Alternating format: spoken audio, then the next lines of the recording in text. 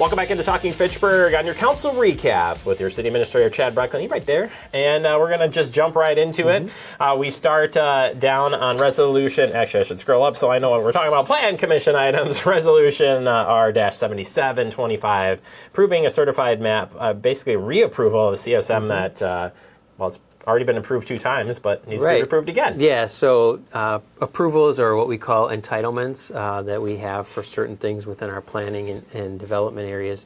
Those expire after 1 year. So we have a situation here where we have a resident who is looking to do a subdivision, I believe, within existing lots. And when I mean subdivision, I mean like dividing the lots. There's no development really associated with the work that this resident is doing, but ultimately he needed to get the reapproval of this particular item, and the council did that. So. And this is by statute, right? So you have to, like, you get a certain amount of time to do this, and if you don't, yes. So this is not unique to Fitchburg. Okay, yeah. I think that if you look here, like 2 times approval, what is going on there? But it makes sense. All right, moving on. Next one is a resolution approving outlot in the Terra Vesta neighborhood. Right. So this is related to a development. It's final plat, which creates the actual lots in which there can be building on. In this particular case, they're looking to do 12 buildable lots, which I think these are all going to be townhomes.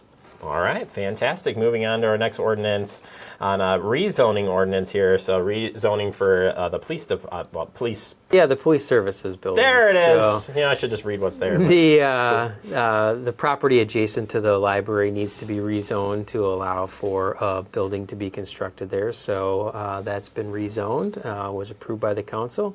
And it's just another step in the journey to beginning construction on that building. Fantastic. Moving on to Board of Public Works resolutions. We have a resolution to purchase pedestrian lights for the Phase 1. This is in the Terra Vesta neighborhood. Right. We typically order lights that go into our neighborhoods and subdivisions. We order those because the manufacturer then will extend the warranty to our city. But then we bill back the developers for the cost of those lights. So in this particular case, these are the style of lights that are being utilized in the Terra Vesta neighborhood currently. We're buying enough lights for the next phase. Once those come in and are installed, we'll invoice the developer for those lights.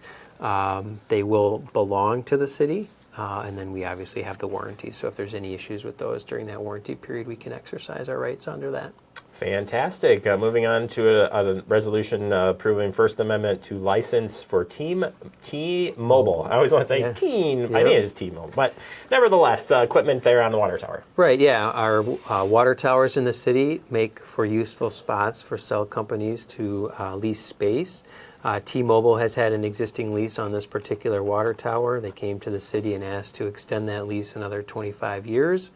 We have agreed to that. It does have an escalation cost as far as an annual increase in the rent once that lease begins in 2029 after their current lease expires.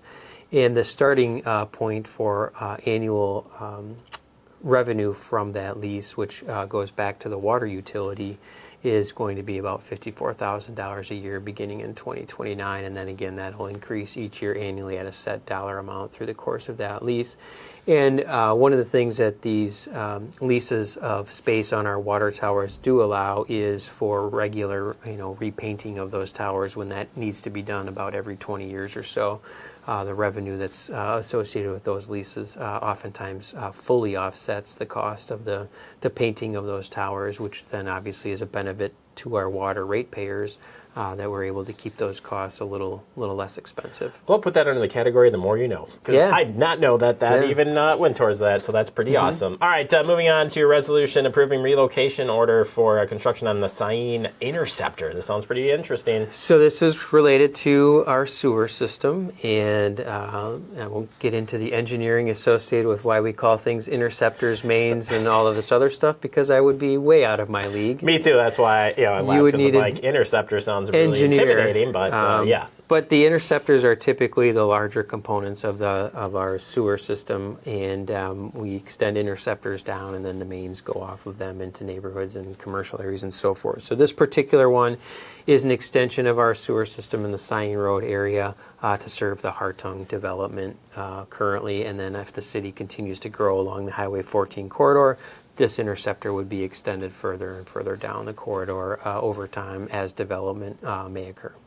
All right, so moving on to approving a change order number 3 for the 2024 street resurfacing project. Yeah, this is kind of a cleanup from last year's street resurfacing project. There was a bit more asphalt that had been laid down than was originally estimated. I learned from our city engineer that when that happens, the asphalt companies actually charges 50% less than what they would normally for that overage. So we had a situation where there was an overage there, cost us less money, but we needed to do a budget amendment in order to allocate the additional funding that was necessary for that.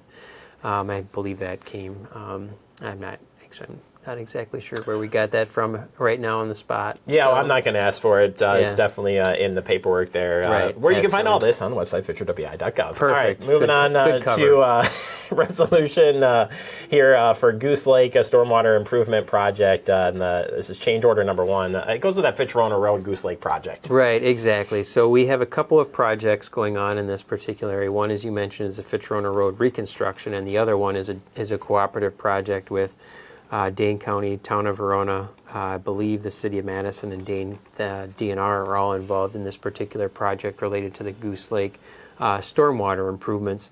We're looking to make improvements into this and to allow more water to flow through that particular area with the ultimate goal of mitigating the frequency and or severity of flooding on Fitchburg Road underneath Verona Road. All right, then we move on to resolution preliminary assessment resolution for the 2025 sidewalk replacement project. Each year we look through various areas of the city. Typically interns in the summer of 2024, for instance, would take a look at certain sectors of the city, do a walk of the sidewalks that are within the city and assess those for potential repair. And then we bid that out each year and then have those particular sidewalk sections replaced that are either unsafe or cracked or whatever the case may be. And then that cost of that is assessed to the benefiting property owners according to city ordinance. So this is basically authorization to go ahead and begin that process. All right, final one under new business, direct referral designating the month of May 2025 as Low Mo May. This is, I believe, our 3rd year designating May as what used to be No Mo May and is now Low Mo May. It is an opportunity for residents to become more aware of the habitat needed for our pollinators, and one way in which folks are able to potentially increase the environment this time of year, our habitat available for the pollinators, is to reduce the frequency with which they mow during the month of May. Residents have found that if they don't mow at all during the month of May, that come June 1st, it can be a little bit challenging to get their yard back into the condition that they're used to having it in. So the recommendations have now kind of shifted to maybe a low mow May again, which is reducing the frequency with which you mow. There are yard signs available for that for any residents who want to officially indicate they're participating in this. They can simply come into City Hall and get one of those yard signs. Yeah, we had some discussions with Phil, sustainability specialist, as well. If you want to check out some of those conversations about the importance of it and how it works, whatnot, some great resources too online for that. Our next meeting for the Common Council is on May 13th, but note, a new time change. So it was actually something we talked about on one of our council updates, right. Which was approved. You'll be starting at 6:30 with Common Council. That is correct. At the April 8th Common Council meeting, they approved a change to city ordinance that would move the start time of the council meetings from the point of May 13th moving forward from 7:30 to 6:30 p.m. And as you mentioned, May 13th is the first meeting where it will be at 6:30 p.m. and they will be at 6:30 p.m. From that point forward, if and when there's another change made, which we wouldn't necessarily anticipate anytime soon, or maybe ever, for all we know.